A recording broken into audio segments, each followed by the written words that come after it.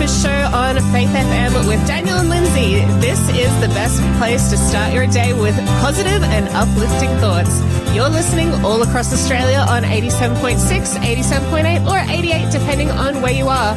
Or you can listen to us through our Faith FM app wherever you are in the world.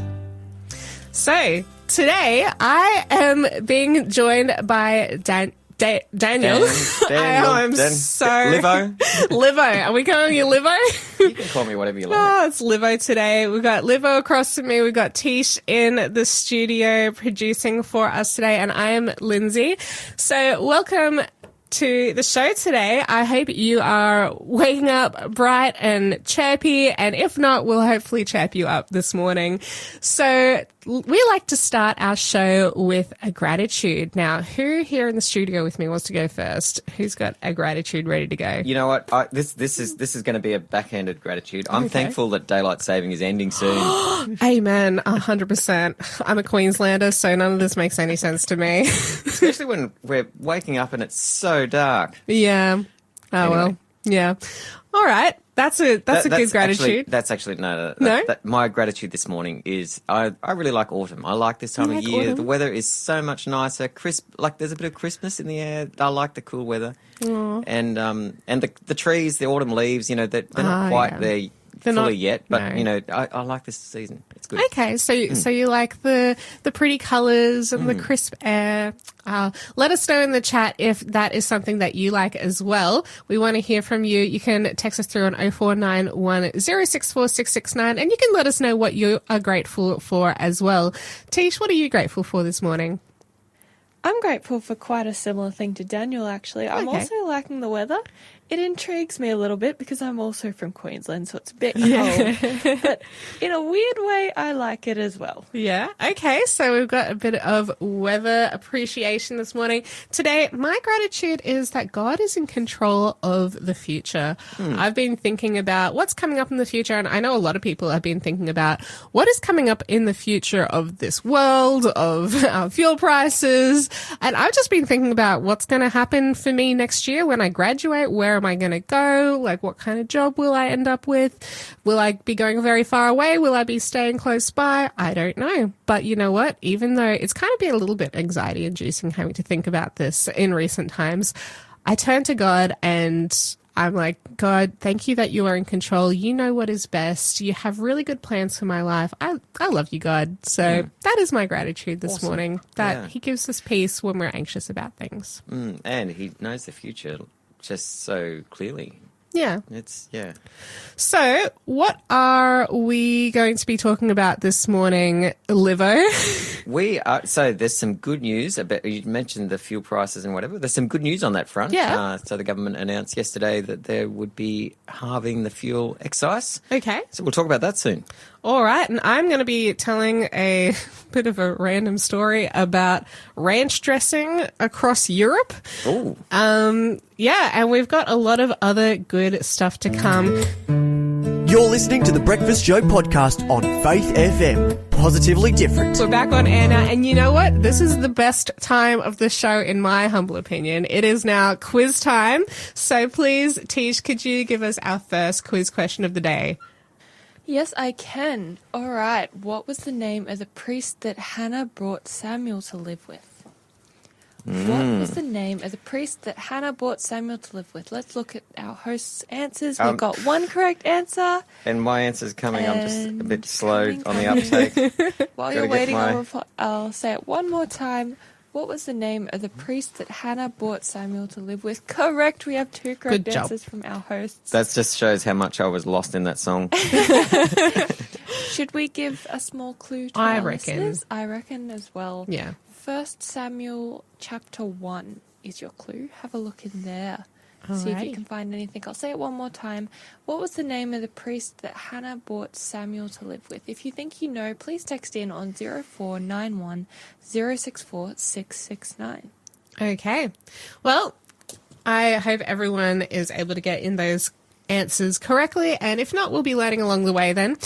Now we're going to head across to our Bible study for this hour, and we have been looking through the story of 1 Kings, the story of Elijah. So in the past couple of weeks, we've been talking about Elijah as he has headed off into the wilderness for about 1.5 years, and then he spent about another 1.5 years with a widow, as there was a famine going for 3 years, as God predicted. And now it's time for him to have a face-off with the king of Israel, and particularly the priests of Baal and Asherah. They have headed up to Mount Carmel. Elijah has suggested this showdown, and he's invited all the priests to come to the top of this mountain. He's invited all of the people of Israel, of the northern kingdom of the two divided kingdoms. He's invited all of the northern kingdom to Mount Carmel to watch this. Every single person is now called to make a decision about who are they going to serve. And so we've got this is a cool story. It's one of my favorite stories in the Bible. Yeah, I like it, and I like the way that Elijah just is in such command of the situation. Yeah, I mean, it's not him; it's God through him. Certainly, but, yeah. No, and we were commenting the last couple of days about how he was kind of mocking the priests for a bit there. I love it. He's a bit sarcastic, this guy. He's like, yeah, maybe. Look, all right, so trying to set the scene for if you're the first time joining in today and you haven't heard the rest of this portion of the story, what was going on was he invited the priests to go first. So he said, all right, there's going to be this showdown. We're going to get the priests of Baal and Asherah on one side, and we're going to get me over here. We're going to have 2 bulls and 2 altars, and I'll let them go first. There's a lot more of them. Let's just let them go first. You sacrifice to your God, and then I'll sacrifice to my God, and then whichever God responds with fire, then let's all worship that God. Let's just see which one it is. So the priests of Baal and Asherah, they sacrifice the animal, they put it on the altar, and then they're crying out to their God, and they're doing this for hours. And first of all, it probably starts off with some level of decorum, but as time goes on and nothing is happening, they're getting louder, they're yelling, they're screeching, they're cutting themselves till the blood gushes out, it says. They're probably ripping through arteries and just... oh, that's really gross. But this was the regular thing that they would do. It said as their custom, right? So they're getting up to all of this nonsense and nothing is happening. And after a while... And it's good that Elijah made them go first. Yeah. Because if he went first, God would have answered, yeah. But the people would not have seen that Baal had nothing. Yeah. They would have said, oh, yep, okay, maybe, but we'll keep going with Baal. Yeah. Yeah, no, definitely. So he lets them go, and everyone's standing around watching this whole song and dance, literally. Yeah.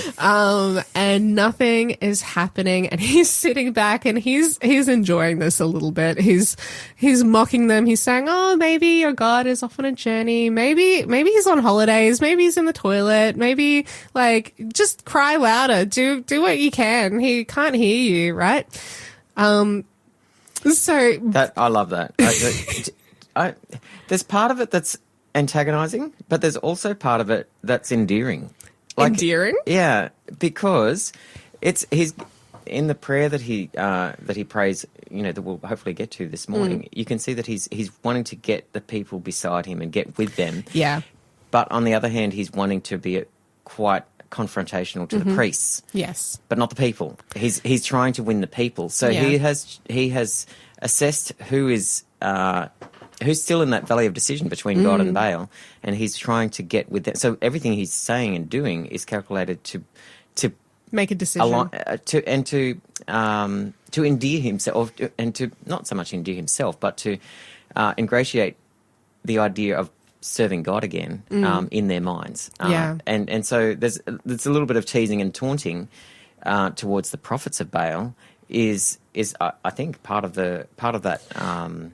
It's not just because he's being mean; it's actually calculated to get a result. Yes, and it's because he loves the people that are wavering between two opinions. Yeah, exactly.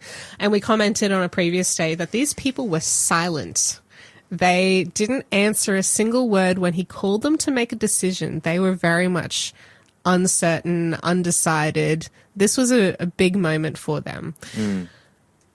Anyway, so the time goes on and nothing's happened. And then he's like, okay, all right, you guys have had your chance. You've had plenty of opportunity. Now let's very deliberately rebuild the altar of God. So this is the top of Mount Carmel. There is a broken down altar of God. So we are picking up in 1 Kings 18, verse 30. Would you be able to read that out for us, please? Sure. And I'll just keep going till you stop me. Yeah. Then Elijah said to all the people, come near to me.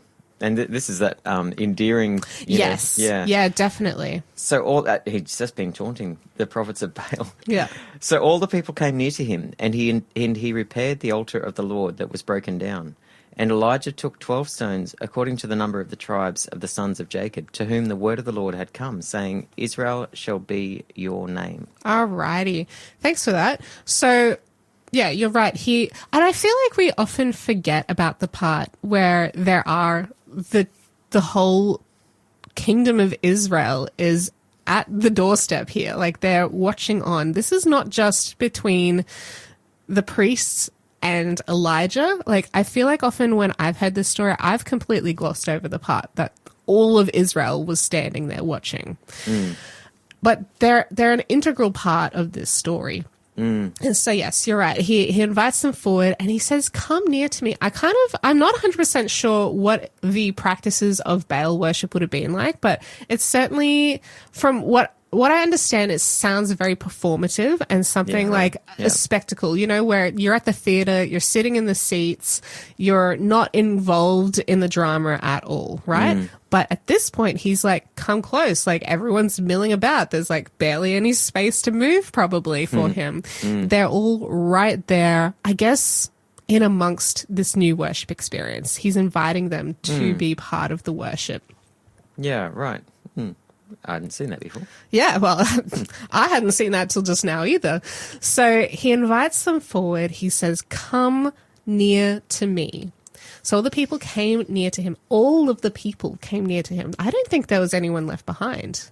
I think they were all like, okay, well, we've been watching this crazy stuff go on for the last few hours. Let's get involved. Like, let's get up and move our bodies, right? We've been sitting too long. Maybe the priests of Baal, maybe not quite. Maybe not the priests of Baal, certainly, but the rest of the congregation of Israel came near to him, and he repaired the altar of the Lord that was broken down.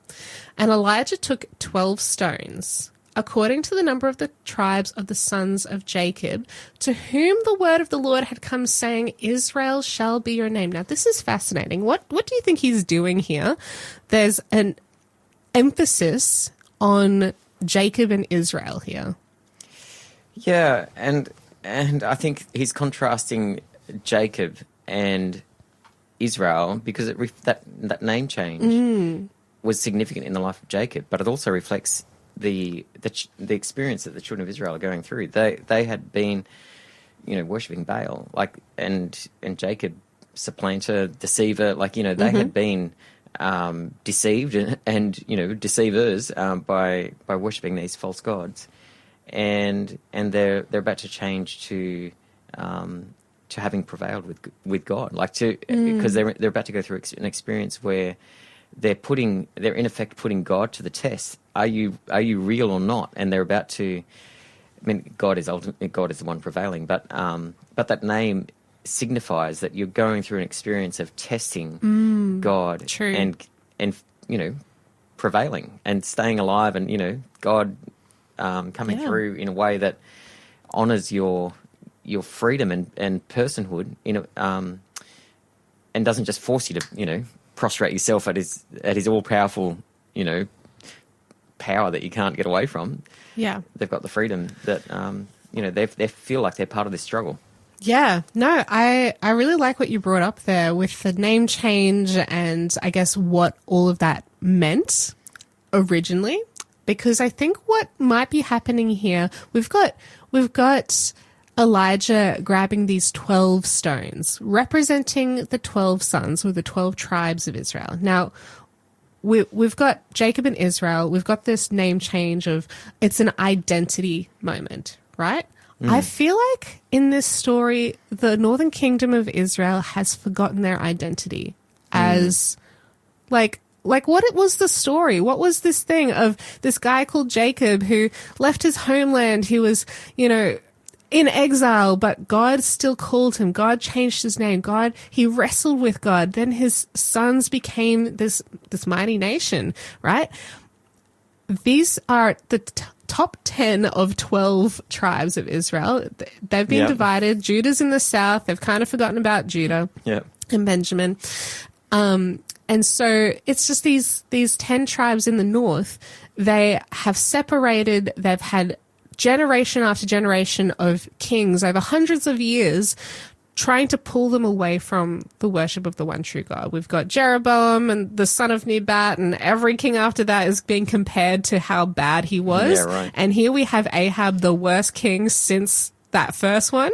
Was there any good king in the line of kings of Israel, the northern tribes? I don't think they were up to this point. I think there may have been one or two after this point, potentially. I don't know. I haven't looked at that closely recently. Yeah, the northern tribes were, and there was even history of war between the two kingdoms of Israel. Like there's a checkered. Yeah, the northern tribes were off on their own. They were, and ultimately, what happened with the northern tribes is they were conquered by outside nations long before the tribe of Judah was. Yes. The tribe of Judah, because they had the temple in Jerusalem in the tribe of Judah, they maintained true worship a lot longer, even though they did mix it with a lot of Baal worship and high place behaviors. Even though, they had the holy place and the temple there, they did eventually fall into sin. Like they had lots of sin going on, but nowhere near as much as the Northern Kingdom, essentially. And so the Northern Kingdom was conquered first, and then later Judah was taken away captive as well. So yeah, we see that actually that's a really important point to take home, is also when a group, a nation as a whole turn away from God, you can see that they fall apart quicker. Yeah. Right? And I feel like we have, in the modern world today, formerly very Christian nations falling away from that. And we see a lot of things falling apart in our nations that were formerly Christian predominantly. And things are just starting to unravel for us, right? Yeah. We can see that in the Bible. We can see that in our lives here today. It's really an interesting application, isn't it? Yeah.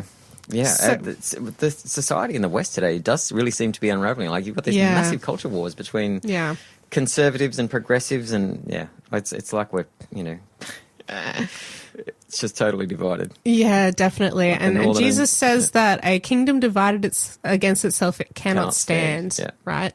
And ultimately that division comes in when Satan has a foothold in that group of people or in that family, that marriage, wherever he can get a foothold in, he causes division, and then that division causes crumbling. It causes degradation and a fall, right?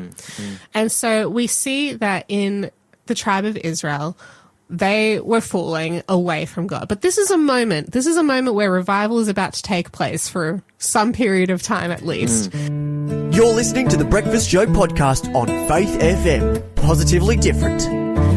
I believe we have some quiz answers. Yeah. We do. Or maybe one quiz answer. And maybe a new question. One quiz answer and a new question. Awesome. Now, let's see. Can you write quicker this time when it's the quiz question? I think I'm a little bit more with the Can you try to program. race me now? All right. Ooh. Okay. What do I get? Bragging rights. Let's start. Let's keep our competition going. We're up to, what was the name of the priest that Hannah brought Samuel to live with? And the answer to that was Eli. High priest Eli can be found in 1 Samuel 1:24-28. You know what's really interesting about this is that something I've noticed as I've studied this story and later stories. So we've got Eli and his sons, and then he's also raising Samuel. And then later down the track, we also see that Samuel has sons. And has similar issues. They have similar issues. I don't know if you've noticed this before. So Eli's sons were deadbeats, and they ended up, like, they went off into war and got killed or something in a war they had no business being part of, and they took the Ark of the Covenant with them, and they lost it, and it was just a whole debacle. It was a mess. But these boys were up to no good in the sanctuary. They were very, very much misbehaving. And Eli was not a very, I guess, firm father as far as disciplining them. He just let them run amok. And I don't know how he raised Samuel, if that was the same or different. Samuel grew up to be a good kid. He was a prophet of God. But later down the track, Samuel has his own children, and the people come and say later, hey, Samuel, your sons are no good. Like, they don't like his sons. They're quite famous throughout Israel as somebody that they don't like. So, yeah, it's interesting how parenting one generation leads to that kind of parenting in the next generation. Absolutely. Even though there wasn't genetics involved, it was learned behavior. Yeah. I find myself repeating the same habits as my parents. And my parents are good. They brought me up well, so I'm not complaining. But there's things where I'm like, why am I doing that? Yeah. Yeah, it's interesting. Hey. Well, I think it's now time for our next quiz question, please. Yeah, it is. All right, so what prompted David to dance before the Lord? And for another little clue, second book of Samuel this time is your clue in chapter 6. I'll read it one more time. What prompted David to dance before the Lord? If you think you know the answer to this quiz question, please text us in on 0491 064 669. We have one correct answer in our studio. I know the story, but Liver I think has not I've got... quite got it right. I just making a guess as to what it was. I'm going to kick myself when I hear the answer. If he was dancing, he was worshipping God. Why was he worshipping God in this moment? That's the question. Yeah, okay. We'll ask this one more time for everyone listening in. What prompted David to dance before the Lord? If you need a clue, have a look in 2 Samuel chapter 6 and text us in on 0491 064 669. Okay. Well, while Livo's having a think, I'm drawing blanks. That's all right. That's okay. We'll give you the answer later. We might chat more about it then. Okay, so let's head back into 1 Kings chapter 18. We're talking about the story of the showdown on Mount Carmel. So we have just been looking at the rebuilding of the altar, and in this process, Elijah instructs the people, or he grabs 12 stones, 12 uncut stones. And why do you think he grabbed 12 stones? What's the significance of 12 here? So I think the message that it's communicating to the people is that we're in this together. Like, this is about all tribes. It's not just the Northern Kingdom. It's not just Judah and Benjamin. This is all of Israel. Yeah. No, definitely. And then I think altars typically had 12 stones, so there's that touching back to history, and 12 is a number of significance to God. That's used with 12 tribes and later 12 disciples, and so there's something about organizational completeness, the corporate body being together. I feel like that's what it's communicating. Yeah, no, I think you're right on all those things. I think ultimately what this is pointing towards is reminding the Israelites here of their identity, of who God has called them to be for generations past, even though they have wandered away from this, even though they have fallen away, they're worshipping these other gods, they're engaging in Baal and Asherah worship, which is very disgusting behavior. Despite all of that, God has still called them his own. He's called them Jacob and Israel. They're the 12. Well, they are part of the 12 tribes of Israel, even though there's this division in the kingdom, even though their northern kingdom has really far degraded themselves. This is still who they are. God has still called them. And so I think that is very much a reminder of their identity here. Okay, so can we look through verse 32 2, please. Can you read that for us? Then with the stones he built an altar in the name of the Lord, and he made a trench around the altar large enough to hold 2 seahs of seed. Okay. What are 2 seahs of seed, Lindsay? Well, I had a look at this, and 2 seahs of seed equal to be about 15 litres. Okay. So, actually... So we're talking about a significant amount of water. Yeah, I'm just imagining, I don't know, 15 1-litre bottles placed around the base of some type of table. Yeah. And that's probably, how much liquid would be able to be held by this trench. So it wasn't like a super massive trench, but it was a significant trench that could hold. So that'd be like 2 buckets, I think. Oh, maybe 1.5 buckets. 1.5 buckets. Yeah. Yeah. I always imagined it to be like a massive trench, but there's no need for that, really. It just needs to be a trench that holds enough water. But, like, hold on a second. Did altars ever require water? Good question. When you need to put the fire out, maybe? I would just imagine that a sacrifice is burnt until it's fully consumed and there's nothing left. You know, when you burn a candle so long that it extinguishes itself because it's run out of wax. And then if you put water over it to clean it, it just makes it more of a mess. Yeah. So, yeah, maybe not. I can't think of a place for water on an altar. Maybe. No, because an altar for sacrifice is a place of fire and blood, right? It's not a place of water. Yeah. So I wonder what this is about. Why is there water involved? So we've got to remember the context here. This is a showdown between false worship and the worship of the one true God. The false worship, they've been going on for hours waiting for their God to answer by fire. If they're looking for fire, why is Elijah now bringing a trench for water involved? I think to answer that question, we need to keep reading. I think we do. I don't think it answers directly, though. No. We're going to have to figure it out from what they do. Yeah. So he made a trench large enough to hold 2 seahs of seed, or 15 litres. Verse 33, please. And he put the wood in order, cut the bull in pieces, and laid it on the wood, and said, fill 4 water pots with water and pour it on the burnt sacrifice and on the wood. So those 4 water pots, I don't know how many litres each water pot had, but I'm going to guess that it's probably maybe a bit more than the capacity of the... Yeah, well, I reckon... I'm going to guess that a water pot may hold 5 to 10 litres. And so when you do that with 4 of them, that's probably going to be more than the 15-litre trench. Yeah, maybe. And, so I think it's... Yeah, anyway. I've looked it up, and there was no specific answer for how big the water pot was, how much volume it carried. Mm-hmm. So that's a little unknown. But, yeah, definitely we see... He's put the wood in order. He's cut the bull. Like, that's all normal here. That's what you would expect. Yeah. Wood for burning and the sacrificial bull. Also, I want to make a little side note here. So why do you think he asked for bulls to be sacrificed? Now, usually a sacrifice involved a sheep.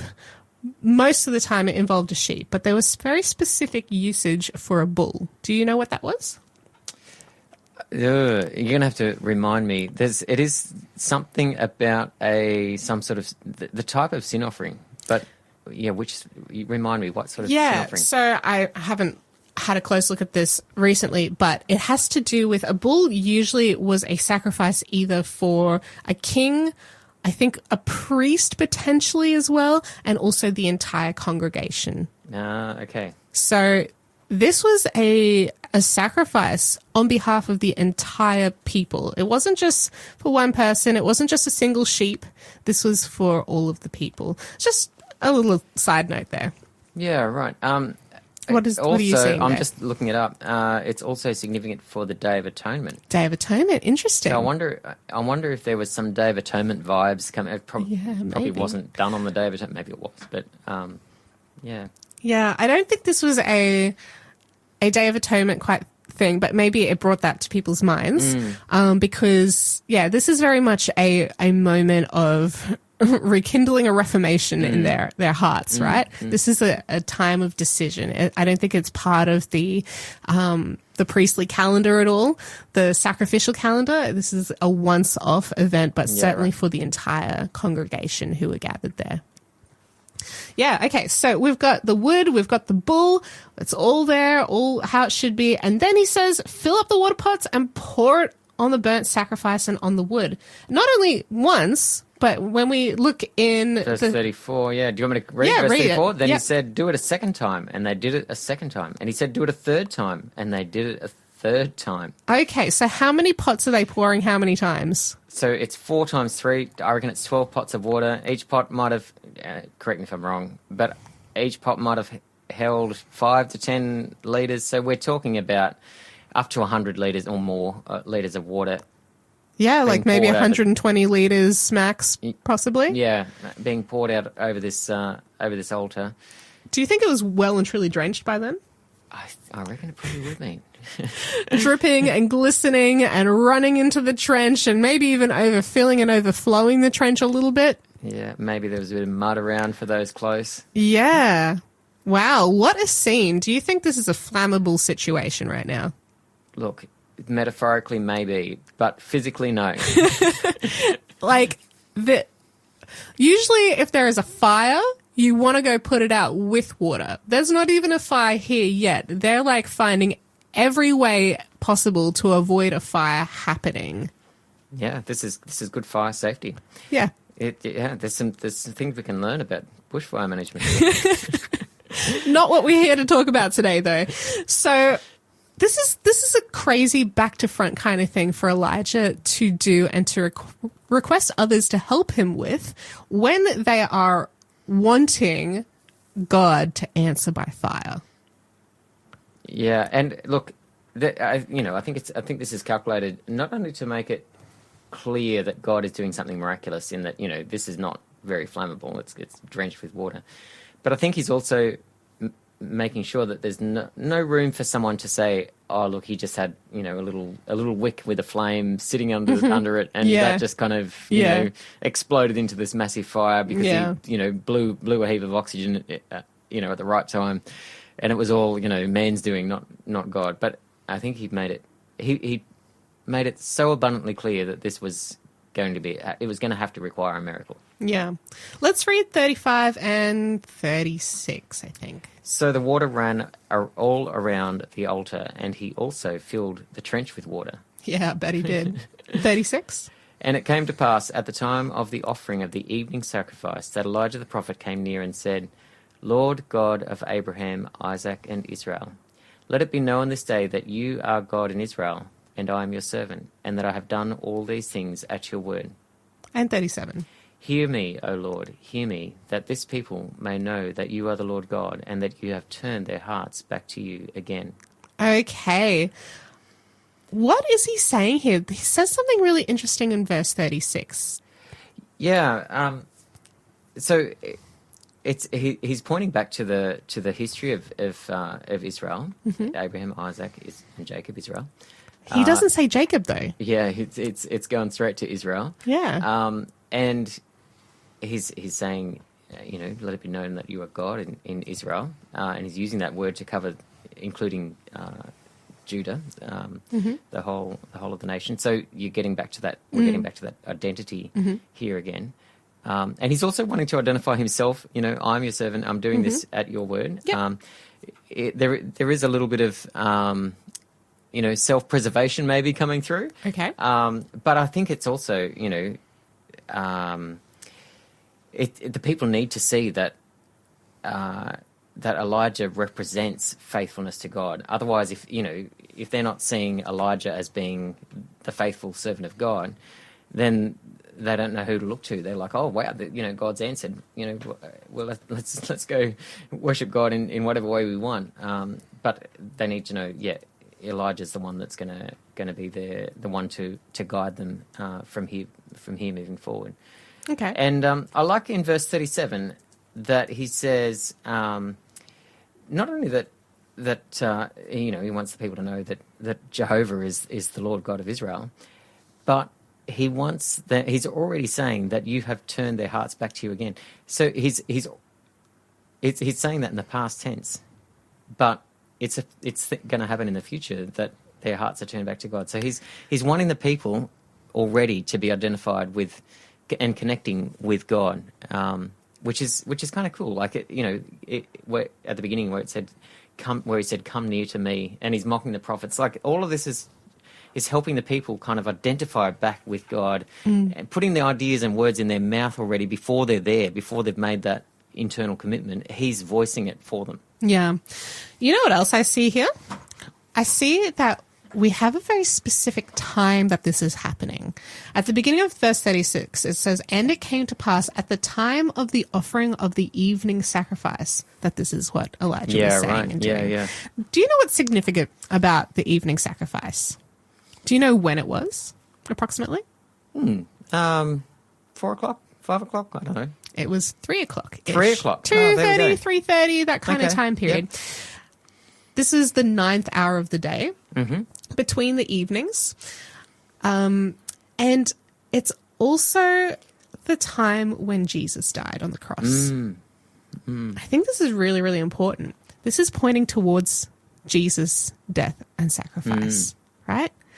The evening sacrifice time was so significant, and it's so beautiful because the last couple of days we've been talking about how Elijah, the second Elijah, the third Elijah message, it's all about bringing people to repentance. But then there's also this element of salvation involved as well. Not only is Elijah here calling the people of Israel to repentance, but he is specifically doing it at this time of day that would one day point forward to Jesus' death, his sacrifice, and ultimately salvation for all mankind. Yeah, and the 3.5 years connects the ministry of Jesus, connects this period with Elijah coming at the end of the 3.5 years. Yeah, of the famine. Yeah. So. Yeah, definitely. So I think we're going to have to leave it there for our conversation here today. We are now going to be listening to Bryce Davis with Taste and See, but we will pick up this story again tomorrow with Skafy. Sorry, Liver, you wouldn't be able to finish off with the bang, but we'll have to get you in another time. You're listening to the Breakfast Show podcast on Faith FM. Positively different. Alrighty. And you also mentioned earlier in the show that they're really great to use for family devotion time. Yeah. Just short stories. They're not going to take Sabbath, too long. Closing Sabbath. Yeah. Awesome. I hadn't thought of that because obviously I don't have a family to do family devotions with, but it's great to hear your perspective on that as well. Now, I think it's time for a quiz answer. Please, Tish, what do we got? All right. Yeah, we have just recapping the question. It was, what prompted David to dance before the Lord? The answer to that was the Ark of the Covenant, which had been returned. Of course. That can be seen in 2 Samuel 6:12-15. And yes, Livo is kicking himself. I think I might be actually partially true. What I wrote was winning a battle. Yes, Winning a battle? Yes, it was to do with it. Yeah. But look, But he was very excited to see that. I think if I was giving myself, excuse me, there's something in my throat. That's terrible. If I was giving myself a mark for that, I would probably give myself maybe a quarter of a mark. A quarter of a mark, not half a mark even. 15% the truth. No, it's a fail. I think I'm failing on this one. Oh, don't. No, No, it's okay. It was still related for sure. Congratulations. We had a few good answers come through on our line as well. So thank you for joining in. So, there were parts that I remembered about the story, though. It cost him one of his marriages. Yeah, I mean, look. He had a few wives, so... He had a few spare. A couple of spare. No, but I've always found this really fascinating, actually, the story of Michal, because, so she was the daughter of King Saul, and there was a bit of a curse towards King Saul in that not only was his kingdom to be taken away from him, but also to any of his descendants. Like, David and Jonathan were besties. Jonathan was Saul's son. Jonathan only had one son that we know of, and he was a cripple. And I don't know if he had any children. Certainly none that really jumped to mind. It's not like he had a great dynasty of his own after that at all to rival the Davidic dynasty. But then we also have Michal, the daughter of Saul, married to David, and she spent a lot of years apart from him because she was married off to somebody else when David was in exile. Her father was like, well, he's abandoned you, let me marry you off to somebody else. And then he gets her back, but then she might be a bit too old at this point to have children anyway, and certainly at this point she's now just getting really antsy with him and aggravated, and she watches him dancing, and she causes a fight, and he never basically sleeps with her again, and so there's no chance for her to have any children, and so that also cuts off anything from Saul's line, even through David's marriage with his daughter. So it's just really interesting how all that comes to be. Thanks for being a part of the Faith FM family. Join our community on Facebook or get in touch at 1-800-FAITH-FM.